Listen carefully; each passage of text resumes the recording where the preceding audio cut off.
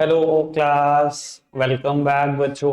लो प्यारे बच्चों, स्टार्ट कर रहे हैं नया लेक्चर। वो एक नए चैप्टर की शुरुआत कर रहे हैं। चैप्टर का नाम है बेटा डायरेक्टिंग। बेटा जैसे मार्केटिंग में आपने 4 एलिमेंट पढ़े थे, मार्केटिंग के 4 पीस जिसको हम बोलते हैं प्रोडक्ट, प्राइस, प्लेस और फिजिकल डिस्ट्रीब्यूशन और प्रमोशन मिक्स। ऐसे ही बेटा डायरेक्टिंग भी 4 एलिमेंट में डिवाइडेड है। और किसी भी टीचर को पेपर बनाना हो बेटा, वो सोचता है मैं चारों एलिमेंट कवर कर लूं। खुश रुक जा बेटा। बाबू, पहला एलिमेंट है सुपरविजन, दूसरा है बेटा मोटिवेशन, तीसरा है लीडरशिप और चौथा है बेटा कम्युनिकेशन। चारों एलिमेंट से कुछ ना कुछ पेपर में देखने को मिलेगा। ऐसा हो सकता है सुपरविजन से कुछ ना है या 1 मार्क का क्वेश्चन आ जाए। ठीक है जी। बाकी एलिमेंट से तो बेटा ठीक ठाक क्वेश्चन देखने को मिलेंगे ही मिलेंगे। वो स्टार्ट कर रहा हूं मैं विद कम्युनिकेशन। ठीक है ना, कम्युनिकेशन के बिना पेपर नहीं बनेगा, ये तो 100% बात है। अब बेटा कम्युनिकेशन के बारे में समझ लो। पहली बात बेटा, ऐसा हो सकता है आपकी जनरल सेंस बोलती हो ये बात कि अगर आप किसी एक पर्सन से बात करो तो हो सकता है बेटा कि आप उसे भी कम्युनिकेशन बोलते हो। बेटा बिजनेस स्टडीज लेकिन बोलती है communication is a 2 way process. ठीक है ना, ये 1 वे नहीं हो सकता। आप किसी से बात करो, ये कम्युनिकेशन को कंप्लीट नहीं करता। आप किसी से बात करो, सामने वाला रिस्पॉन्स दे, अपना फीडबैक दे, तब जाके कम्युनिकेशन कंप्लीट होता है एज पर बिजनेस स्टडीज। ठीक है ना, आपने सिर्फ किसी से बोला, उसने कुछ रिस्पॉन्स नहीं दिया, it is mayor talking. Business studies इसको कम्युनिकेशन नहीं बोलती बेटा। समझ में आई बेटा बात? बाकी बेटा मैं कुछ बातें लिखता हूं, अभी उस पर चर्चा करते हैं।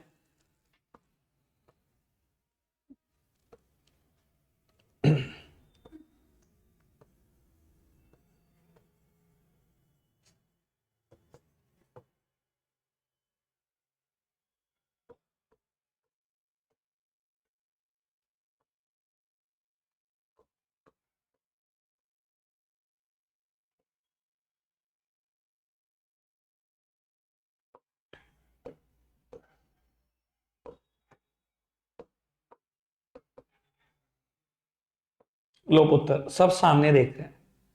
बेटा कम्युनिकेशन के ये 8 एलिमेंट्स हैं। ठीक है ना जी। बाबू, जब इन 8 एलिमेंट्स के बारे में आप जान लोगे तो कम्युनिकेशन प्रोसेस सिर्फ पढ़ना ही होगा। ठीक है ना जी। यानी कि कम्युनिकेशन प्रोसेस और एलिमेंट्स ऑफ कम्युनिकेशन साथ साथ खत्म हो जाते हैं। ठीक है जी। एक बात और बाबू, जब आप ऐसी टर्म्स देखते हो ना तो आपको लगता है यार ये इसको पढ़ने की क्या जरूरत है, ये तो हम खुद ही लिख देंगे पेपर में। बाबू लेकिन अगर टेक्निकली नहीं लिखोगे तो बेटा वो खराब हो जाएगा। ठीक है ना जी। लैंग्वेज जो यूज करनी है वो टेक्निकली करनी है। ठीक है ना, बहुत सिंपल लिख दोगे, अपनी भाषा में लिख दोगे तो शायद नंबर भी ना मिले। ठीक है जी। बाबू स्टार्ट करता हूं इन 8 एलिमेंट के बारे में बात। बाबू सेंडर कौन है? One who initiates the communication process is known as sender. बेटा जिसने कम्युनिकेशन प्रोसेस को शुरू किया है उसे ही हम सेंडर बोलते हैं। ठीक है जी। तो मैसेज क्या है? बेटा the idea, feeling, suggestion, order, guideline और any other content which is intended to be communicated as message. हो सकता है बेटा सेंडर में भी या सुपीरियर। ठीक है जी। और सुपीरियर के ना दिमाग में चल रहा है कि यार हमें जो प्रोडक्शन करना चाहिए ना इस पर्टिकुलर मेथड से करना चाहिए, उसके दिमाग में चल रहा है। तो मैसेज पता है क्या बेटा? वही आइडिया, वही फीलिंग जो आपके दिमाग में चल रही है। सेंडर कौन है? One who initiates the communication process is sender. और मेरे एग्जांपल में सुपीरियर। बाबू मैसेज क्या है? The idea, feeling, suggestion, order, guideline और any other content which is intended to be communicated. ठीक है जी, ये मैसेज। बाबू उसके बाद ना 2 चीजों पे एक बार मेरा स्पेशल फोकस है। बेटा एनकोडिंग क्या होता है, करता कौन है? बेटा एनकोडिंग करता हमेशा सेंडर है, होता क्या भी पता लग जाती है। ठीक है जी। और डिकोडिंग कौन करता है?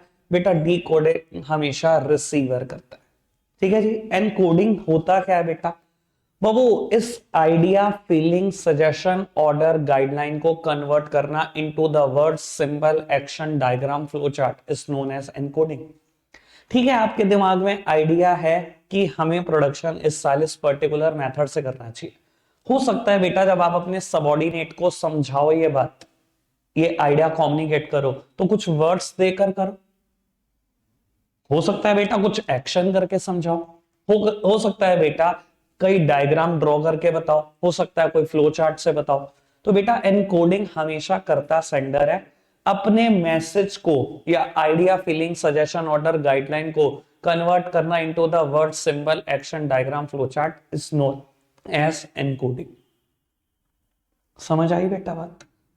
ठीक है जी। तो वो उसके बाद मीडिया क्या है बेटा? द मीडियम, पैसेज और रूट, तीनों वर्ड एक ही हैं। द मीडियम, पैसेज और route through which communication is taken place is known as media.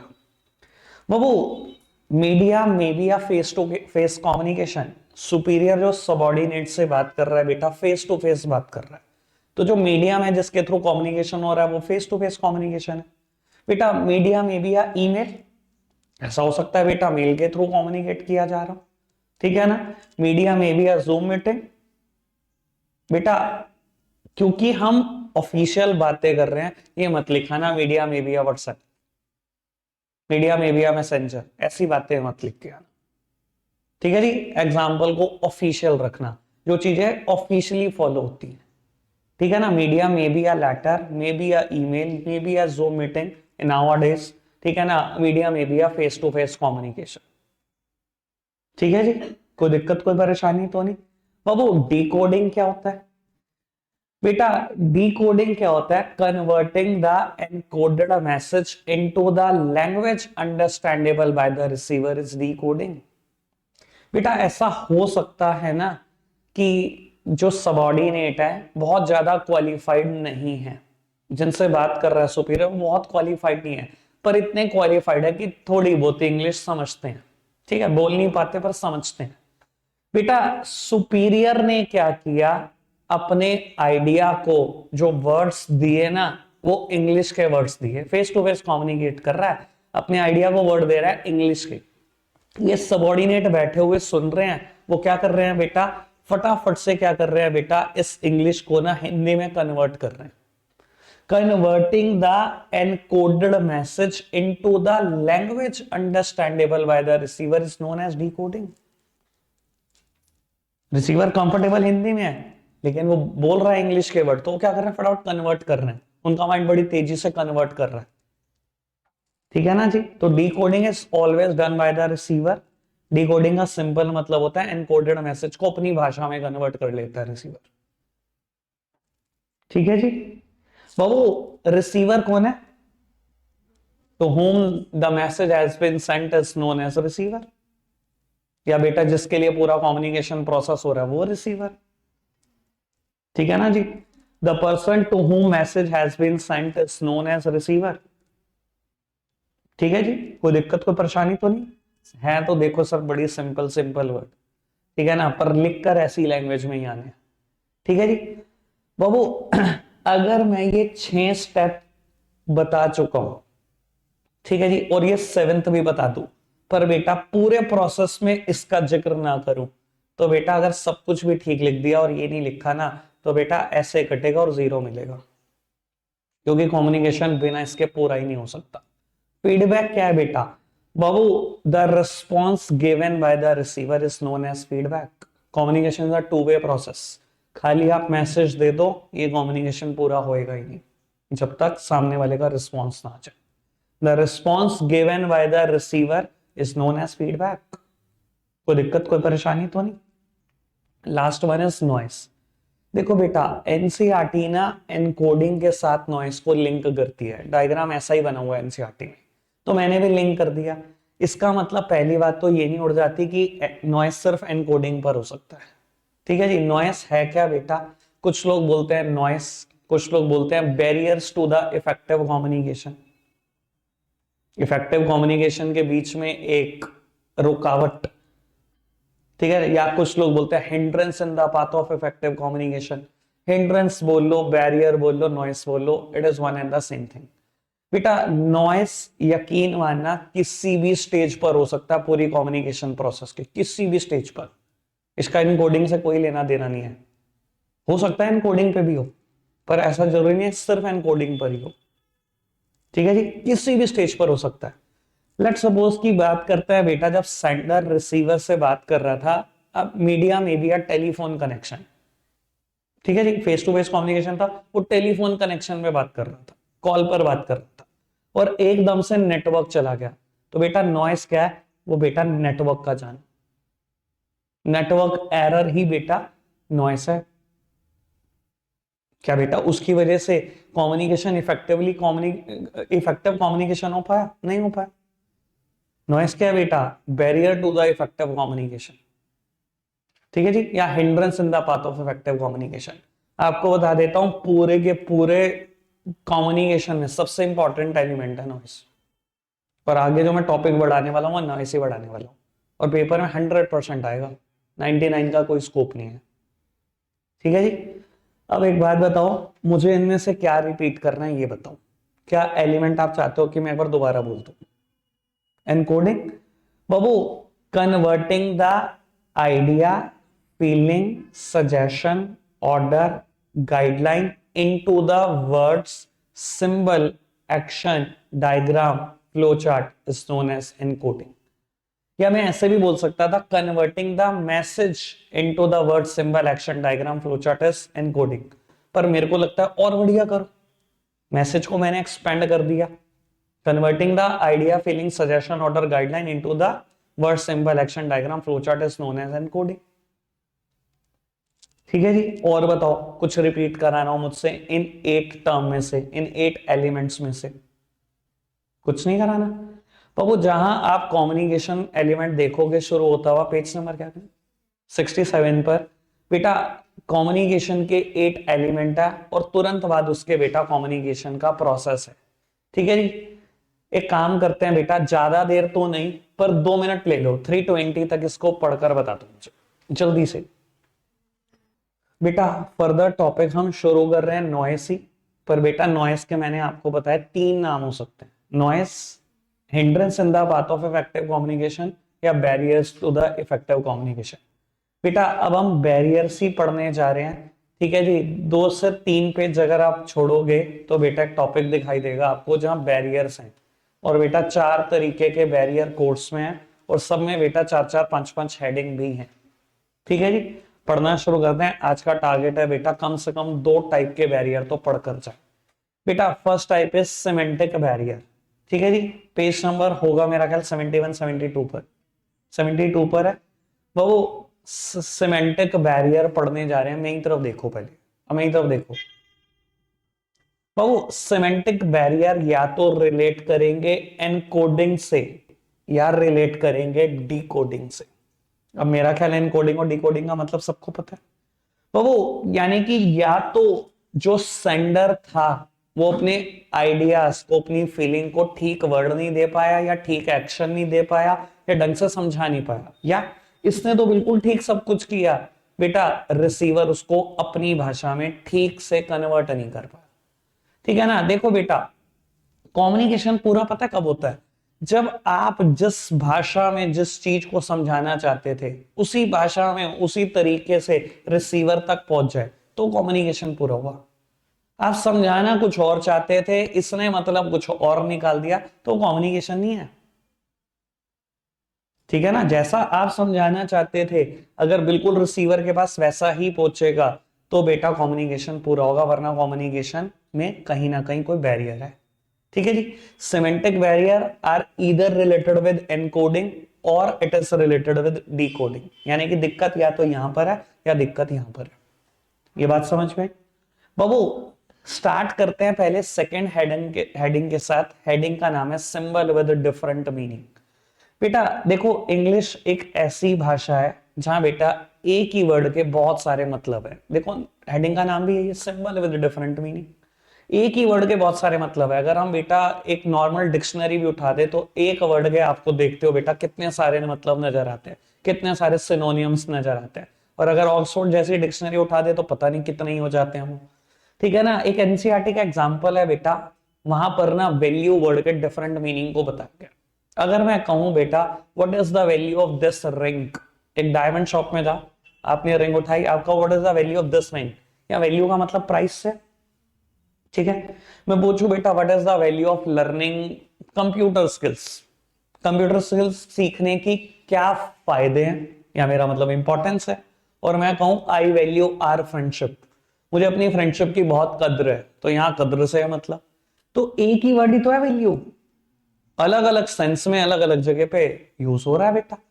अगर बेटा सेंडर ने वैल्यू वर्ड का इस्तेमाल करा अपने कम्युनिकेशन में, लेकिन उसने करा था बेटा प्राइस की सेंस में, और सामने वाले ने समझ लिया इंपॉर्टेंस की सेंस में, क्या बेटा मतलब पहुंच पाया वैसा जैसा पहुंचाना चाहते थे? It is a barrier to the effective communication. समझ में आई बात? बहुत सिंपल है बाबू। थर्ड हेडिंग पढ़ना, फॉल्टी ट्रांसलेशन। बाबू जिन्होंने मेन बैच पढ़ा उनको एक एग्जाम्पल भी याद आया होगा, मैंने राहुल गांधी की एक वीडियो शेयर की हुई है आपके साथ, ठीक है जी। पहले मैं कंटेंट बता देता हूं, फिर वो वीडियो भी सुना दूंगा आपको एक बार। बाबू फॉल्टी ट्रांसलेशन का मतलब क्या है? देखो, अगर सेंडर और रिसीवर दोनों एक लैंग्वेज में इक्विप ना हो तो कहीं ना कहीं जरूरत पड़ती है ट्रांसलेटर की। आप चाइना जा रहे हो बेटा डील करने, बाबू वो तो आपसे बात भी नहीं करते, इंग्लिश में भी नहीं करना चाहते, वो तो कहते हैं हमारी प्रॉपर लैंग्वेज में बात करो। जो लोग यहाँ से हांगकांग जाते हैं ना, चाइना का ये प्लेस है, परेशान हो जाते हैं, बहुत परेशान हो जाते हैं। वो कहते हैं यार इंग्लिश में नहीं जानते, तो सिंपल इंग्लिश में नहीं जानते, वहां कोई नहीं बोलता इंग्लिश, और वो तो कहते हैं हमारी भाषा में बात कर लो, चाइनीज में बात कर लो, हम तो तब करेंगे बात। अब कहीं ना कहीं जरूरत है ट्रांसलेटर की, आप ट्रांसलेटर लेकर गए। मैं कहता हूँ ट्रांसलेटर भी बेटा दोनों लैंग्वेजेस में बहुत अच्छे से इक्विप ना हो, एक लैंग्वेज तो ठीक ठाक जानता हो, हिंदी बहुत बढ़िया जानता है, चाइनीज में थोड़ा ठीक ठीक ही है। सर कहीं ना कहीं ऐसे चांसेस हैं कि नहीं है कि बेटा गलत ही मतलब निकल जाए आप दोनों के कम्युनिकेशन का? हो सकता कि नहीं हो सकता? सेम चीज हुई थी बेटा, बिल्कुल सेम चीज साउथ में इलेक्शन चल रहे थे, ठीक है जी, और राहुल गांधी जी मंच पर चढ़े हुए थे। अब भैया वहां की लोकल लैंग्वेज कुछ और, तो उन्होंने वहां के क्या करा, एक लोकल पॉलिटिशियन को उठाया कि जी आप ट्रांसलेट कर देना, ठीक है जी। अब हो क्या रहा था बेटा, वो लोकल पॉलिटिशियन साउथ की लैंग्वेज अपनी लोकल लैंग्वेज में तो बहुत मास्टर, पर बेटा वो इंग्लिश में बस ठीक ठीक था। अब राहुल गांधी जी इंग्लिश में 2 लाइन बोले, वो पहले राहुल गांधी जी को 4 बार तो बोले पार्डन प्लीज रिपीट, तो बार बार रिपीट करें और वो उसको ट्रांसलेट कर रहा था। सर कोई कोई बहुत बड़ी बात नहीं होगी कि कुछ और ही मतलब निकाल दे वो इंसान, जो इंसान दोनों लैंग्वेज में इक्विप नहीं है, तो बेटा जरूरी नहीं है बेटा सेम सेंस में मैसेज पहुंचा पाएगा रिसीवर तक।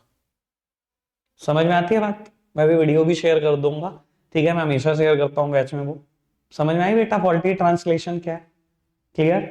आगे बढ़ाएं बात को बेटा। Next heading is unclarified assumption. अरे बहुत काम की बात है वो। कई बार क्या होता है, सेंडर जब कम्युनिकेट करता है रिसीवर के साथ, तो पता है क्या है बेटा, वो कम्युनिकेट करता है, वो सोचता है यार ये तो डीम्ड ही है, ये तो ऐसा ही होता है।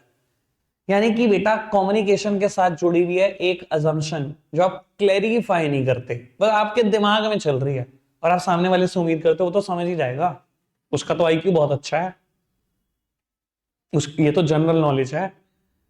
सर ऐसी बातें सोचने से कम्युनिकेशन में बहुत बड़ा बैरियर आ जाता है। पहले मैं एनसीईआरटी का एग्जांपल देता हूं, फिर बेटा अपनी डेली लाइफ से एग्जांपल देता हूं। तो वो एनसीईआरटी का एग्जांपल ये कहता है बेटा, एक बार ना एक बॉस के ना कुछ गेस्ट आ रहे थे फ्रॉम फॉरेन कंट्री, ठीक है जी। वो अपने सबॉर्डिनेट को बुलाता है कि मुझे तो कुछ काम है, मुझे तो 3-4 दिन के लिए बाहर जाना है, आपने एक काम करना है, लुक आफ्टर माई गेस्ट, मेरे गेस्ट का बहुत ध्यान रखो।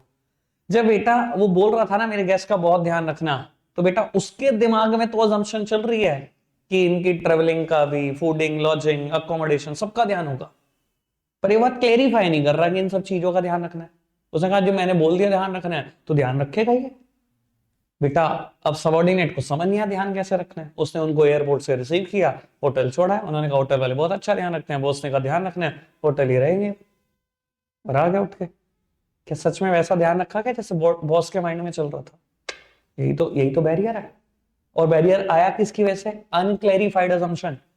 भाई बॉस इज अ सेंडर, आपके दिमाग में कोई असम्पशन चल रही है, आप क्लैरिफाई तो करो। अभी मेरे को मेरे घर से कॉल आ जाएगा ना, मान लो घर पे कुछ लाना है, लेट सपोज कि उन्होंने बोल दिया कि खाने को ना टिक्की लेकर आनी है, मैं ले गया उठाकर, पूछेंगे कहाँ की लाया, मैं कहूंगा भैया इस पर्टिकुलर रेडी की लेके आओ। अरे यार तुझे कहा था उसके लाने, मैंने कहा मुझे कब कहा? ये तो दिमाग में चल रहा है ना तुम्हारे। कि मैंने टिक्की मंगाई है तो वहीं की आएगी। तो बेटा कई बार कम्युनिकेशन के साथ जुड़ी होती है बेटा अनक्लैरिफाइड अजम्पशन, जो सेंडर क्लियर नहीं करता और सोचता है ये तो डीम्ड है, ये तो जनरल नॉलेज है, सामने वाला ऐसे ही बिहेव करेगा जैसा मैंने कह दिया। समझ में आई बात? ठीक है, ये बिल्कुल मेरी डेली लाइफ से एग्जांपल है और ऐसा हो जाता है, बहुत बार हो जाता है। आपके साथ भी श्योरली कभी ना कभी हो जाता होगा। सामने वाला समझता है आप ओवर इंटेलिजेंट हो, जो आपके दिमाग में चल रहा है उसको कम्युनिकेट हो चुका है। ठीक है ना जी बाबू। Next heading is technical jargons. बेटा कई बार कुछ स्पेशलाइज्ड लोग, कुछ एक्सपर्ट पीपल जब कम्युनिकेट करते हैं ना अनस्पेशलाइज्ड पीपल से बेटा, या बाबू जो लोग एक्सपर्ट नहीं है उस फील्ड के, तो बेटा कहीं ना कहीं कुछ टेक्निकल टर्म का इस्तेमाल कर देते हैं और सामने वाला वो टेक्निकल टर्म जानता नहीं है, तो कहीं ना कहीं बेटा ये बैरियर क्रिएट कर देता है। ठीक है ना। मैं कहूं बेटा आप एक बहुत बड़े बिजनेसमैन हो, बिजनेस टाइकून हो बेटा, ठीक है ना, इंडिया के, और आप गए बेटा किसी बिजनेस स्कूल में लेक्चर देने। ठीक है जी। और बिजनेस स्कूल में अभी बेटा क्या बीबीए का फर्स्ट ईयर है बच्चों का, आज सेकंड लेक्चर है, और आपने जाकर भारी भरकम टर्म्स फेंक के मारी उनके मुंह पर, ठीक है ना, बजी टर्म्स। बेटा सामने वाला समझेगा क्या उस चीज से? आप एक एक्सपर्ट हो उस फील्ड के और सामने वाला बेटा अभी तो मतलब पहली सीढ़ी पर पैर रख रहा है, आप टेक्निकल वर्ड एक के बाद एक फेंक ही जा रहे हो, सब नहीं आएंगे समझ, किसी भी हालात में नहीं आएंगे समझ। ठीक है ना। यही सोचो बेटा, बाबू एक पर्सन अकाउंटेंट है और प्रैक्टिस है उसकी 20 साल की, ठीक है जी, और वो शुरू करता है 11th अकाउंट्स पढ़ाना, और पहले दिन बेटा टेक्निकल टर्म फेक फेक के मारता है बच्चे के ऊपर, पहले दिन ही बताता है उसे बैड डेट क्या होता है। बेटा क्या समझ में आएगा? क्या जानता है पहले दिन बच्चा अकाउंट्स के बारे में? यही टेक्निकल जार्गन है। समझ में आती बात? बेटा एक बात बताऊं, डॉक्टर्स जब भी आपको ट्रीट करते हैं, आप बड़े हॉस्पिटल्स की प्रैक्टिस देखोगे, आप कुछ बीमारी बताते हो, मतलब आप दिक्कतें बताते हो, कुछ सिम्टम बनाते हो, डॉक्टर बीमारी लिखता है, ठीक है ना, और आपको कभी बीमारी का नाम नहीं बताता, क्योंकि उसको पता है आपको कुछ समझ नहीं आएगा। आपको भी पता है बेटा कैसे कैसे नाम होते हैं, ठीक है ना। आपने बेटा सिम्टम बताए, आपको बता देगा कि मैं ये ट्रीटमेंट दे रहा हूं बहुत जल्दी ठीक हो जाओगे, अभी बीमारी का नाम नहीं बताएगा, बता के भी क्या हो जाएगा? क्या जानते हो आप? समझ में आती है बेटा टेक्निकल जार्गन क्या होता है? अगर वो बीमारी का नाम बताने लगे तो बेटा वही वही बहुत बड़ा बैरियर हो जाएगा। क्लियर है बात? समझ में आती है? Next heading is body language and gesture decoding. बेटा there should be a harmony between the spoken words and the body language. बेटा सेंडर अगर कोई बात बोल रहा है तो बेटा उसकी बॉडी लैंग्वेज को भी वही बात बोलनी चाहिए। बेटा there should be a harmony. अगर बेटा हार्मनी रहेगी आपके स्पोकन वर्ड्स में और बेटा आपकी बॉडी लैंग्वेज में, तो कभी कोई बैरियर नहीं आएगा। लेकिन मैं बोलूं आप कुछ और बोल रहे हो और आपकी बॉडी लैंग्वेज कुछ और, बेटा it will create a barrier. आप बोलो मुझसे यस, सामने वाला क्या सोचे? मतलब इस एग्जाम्पल को देने के लिए पहले मैं दिमाग में सोचता हूँ क्या करना कैसे है, क्योंकि आदत तो सही करने की है ना। यस, ठीक है ना जी।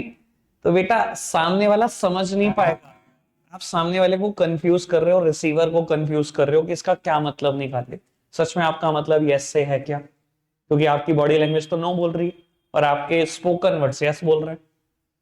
It will create a barrier. समझ में आती है बेटा? 5 मुद्दे। पहली हेडिंग पर आ जाओ बाबू। पहली हेडिंग छोड़ी थी मैंने, बैडली एक्सप्रेस्ड मैसेज। बेटा बैडली एक्सप्रेस्ड मैसेज क्या होता है? Omission of needed word, इनएडिक्वेट vocabulary या यूज ऑफ रॉन्ग वर्ड। 3 बातें हैं बेटा, गलत वर्ड का इस्तेमाल करना, काम का वर्ड छूट जाना, या inadequate vocabulary lead to a distorted message. ये हमारे साथ भी होता है डेली लाइफ में। वो व्हाट्सएप उठाया, ठीक है ना, दिमाग ने तो फटाफट बोल दिया कि ये स्टेटमेंट लिखनी है, हाथ उतनी स्पीड से टाइप नहीं करते, हमने टाइप किया, एक आधा वर्ड काम का छूट गया। बेटा सामने वाले के 2 क्वेश्चन मार्क आ जाते हैं, भैया क्या कह रहा है, समझ तो नहीं आया। हो जाता है, सबके साथ होता है बेटा। तो वो इनएडिक्वेट वोकैबुलरी होने की वजह से या काम का वर्ड छूट जाने की वजह से कहीं ना कहीं मैसेज डिस्टॉर्टेड फॉर्म में पहुंचता है और सामने वाला सेम सेंस में मतलब नहीं समझ पाता। ठीक है ना जी बाबू, यही बैरियर है, सिमेंटिक बैरियर। ठीक है जी। अब आप 6 के 6 उठाकर देख लेना, कहीं ना कहीं गलती या तो यहां पर है, नहीं तो बेटा यहां पर है। ठीक है जी, आगे बढ़ा रहा हूं बेटा बात को। बाबू नेक्स्ट टाइप ऑफ बैरियर है साइकोलॉजिकल बैरियर।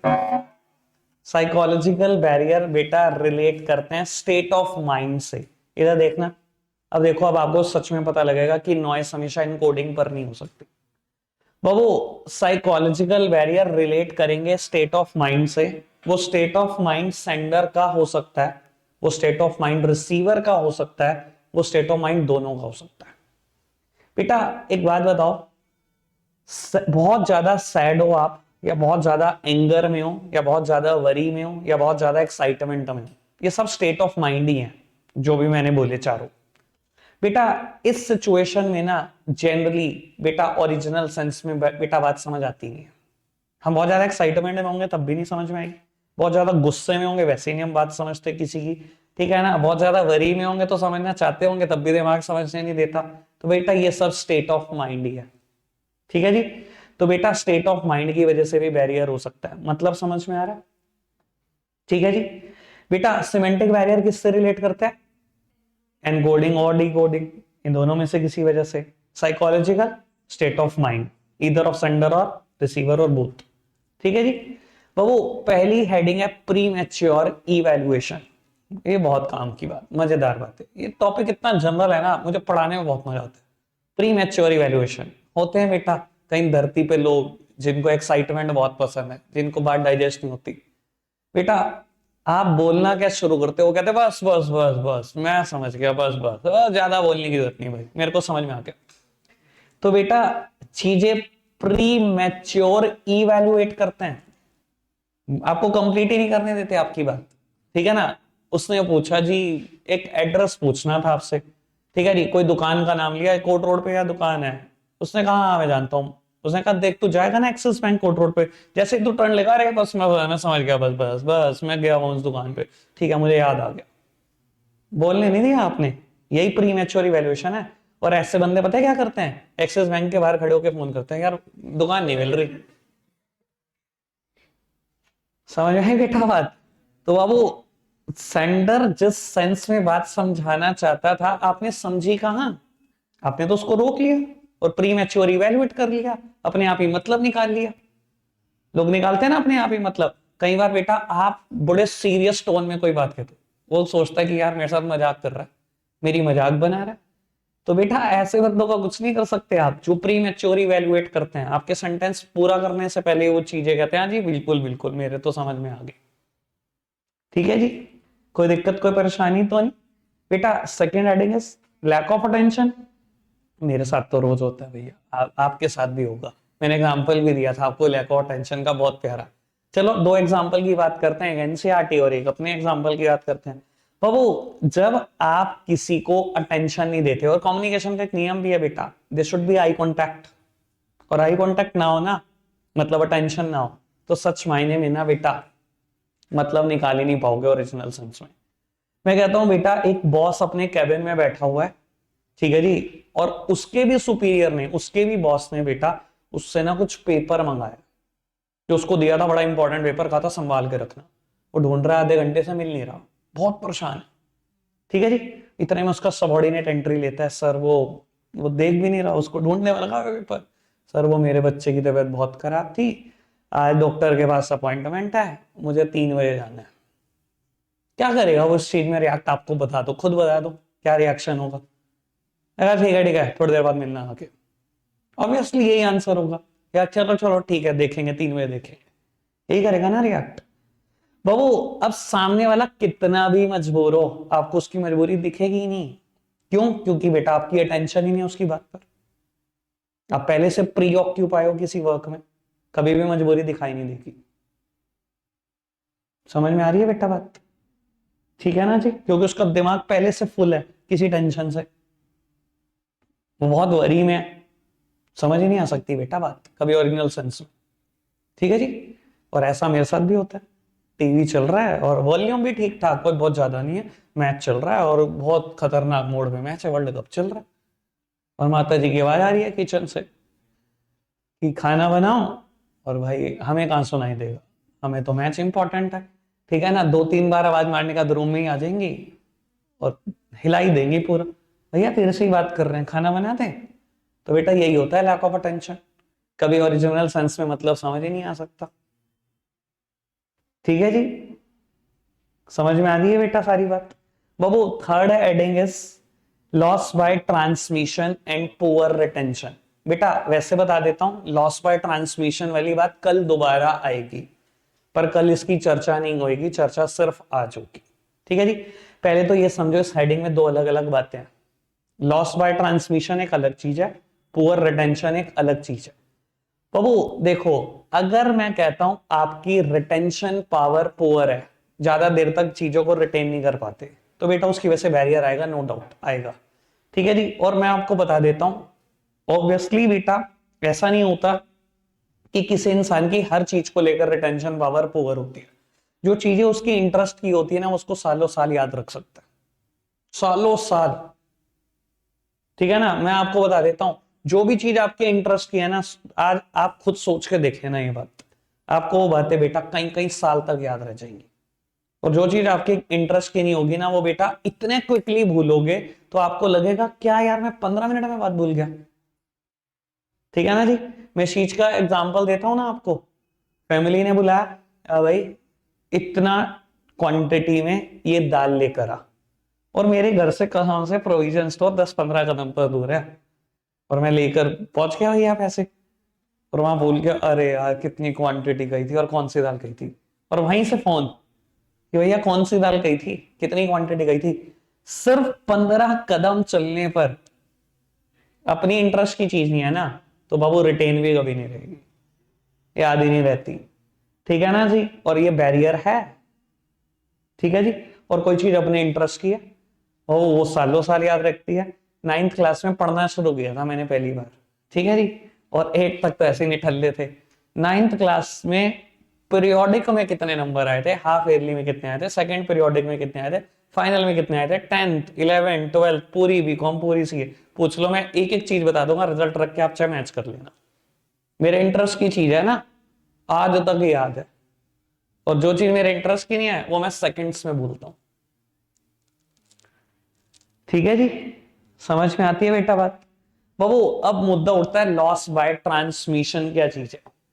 बेटा कई बार ऑर्गेनाइजेशन में बेटा मल्टीपल लेवल्स होते हैं, सामने देखो प्लीज।